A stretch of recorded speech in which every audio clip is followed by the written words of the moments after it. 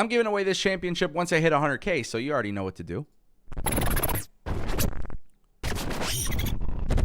Welcome back to the Ango Show. I, of course, am Ango. If you're a WWE fan, this one is pretty massive. And if you aren't a WWE fan, this might bother you. But the reality is WWE is cooking. I want to kick things off with WWE challenging AEW.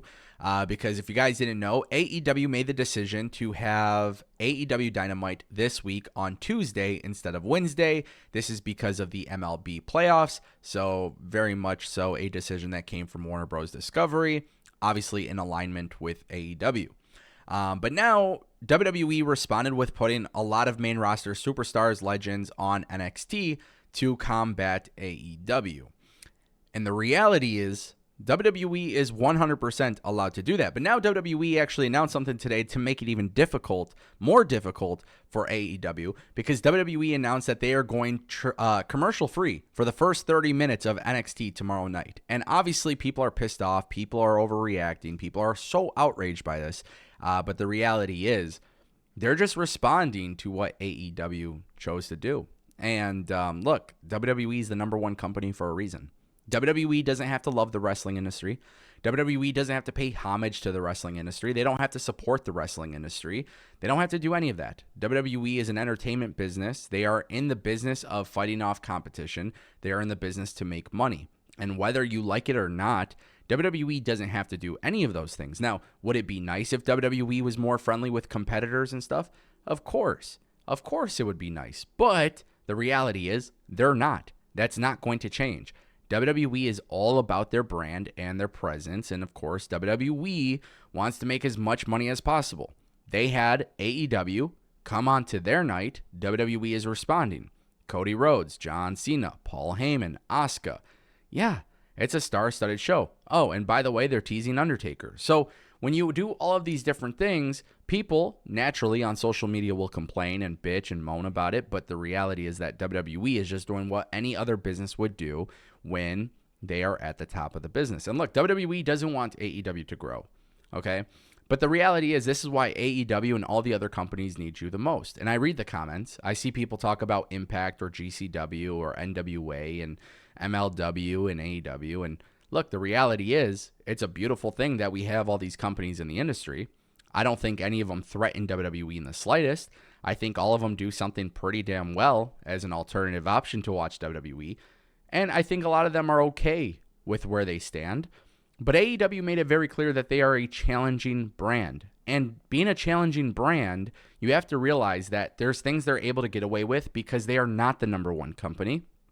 And I think that's also a big part of looking at it from a business perspective. I think if AEW was the number one wrestling company in the world and Tony Khan was running WWE, I think we'd see a lot of those same antics that WWE pulls being pulled by Tony Khan. So yes, I think Tony Khan is great for wrestling. I think AEW is great for wrestling, and I think there's zero problem with them being the second company.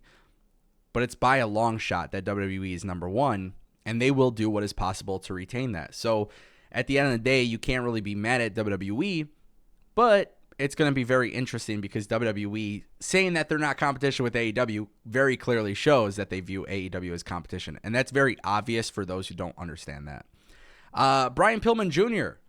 appears to be getting a new name in WWE NXT. I like this. I see a lot of people are outraged and a lot of people are disappointed by this. But, you know, guys, I've said this so many times when it comes to name changes. We saw it with Walter becoming Gunther.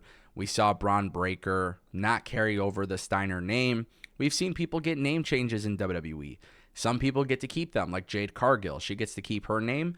It appears WWE probably retained or gained some rights from her to do licensing and stuff. Obviously, that would make a lot of sense if you're the WWE.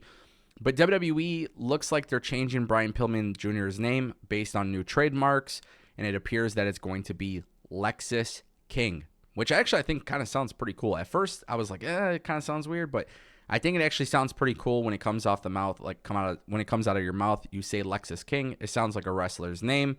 I think it fits, his look, and it looks like he's keeping his look as well. It doesn't look like they're making any changes to him overall, and it doesn't look like they're going to be afraid to acknowledge his wrestling history, but at the same time, too, it looks like they're going to go in this direction of giving him a new name, And if you actually hear what his name is, it's a tribute to his sisters. And unfortunately, one of them did pass away.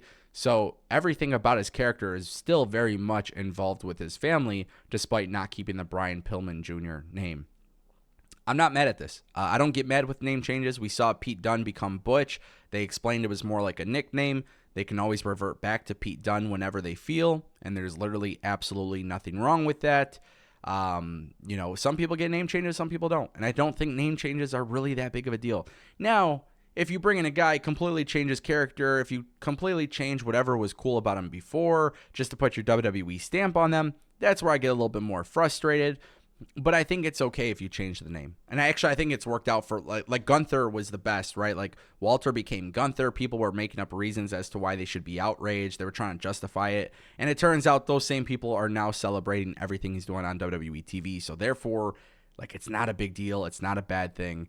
I don't think this is going to be a thing that should be a concern. I don't think the name makes the wrestler. I think the wrestler makes the name.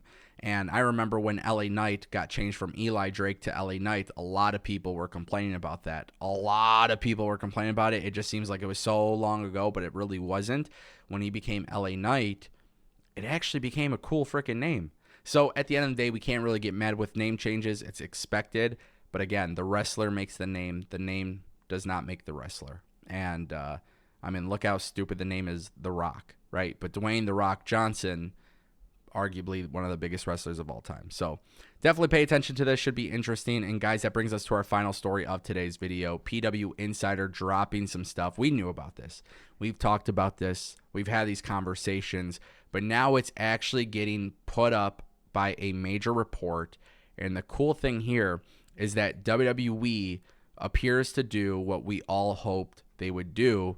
And that is this idea that Triple H has taken 100% of creative control. Sounds like people at Endeavor have been very, very, very happy with Triple H's creative direction. They believe that's the direction that they want overall for the WWE, and Vince McMahon is not expected to be making creative decisions. A lot of people have noticed this.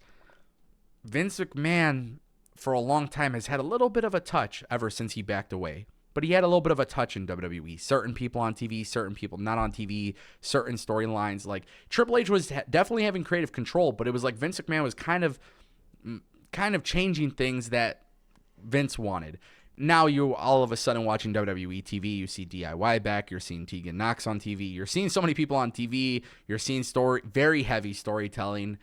Triple H's version of WWE is better. I don't care if you guys agree or disagree, because business overall shows that Triple H era is far greater for WWE than Vince McMahon, and that's good. That's how the business evolves. You need a fresh spin on the product, and I love it, and I'm glad that Triple H has taken 100% creative control. Obviously, Endeavor should be happy. Business is great. And I look forward to WWE television now more than ever, which I couldn't say that 2 years ago. So that's really cool, and I'm excited to see what happens next. And don't forget, I'm giving away this championship plus multiple other prizes once I hit 100,000 subscribers, so you might want to click subscribe.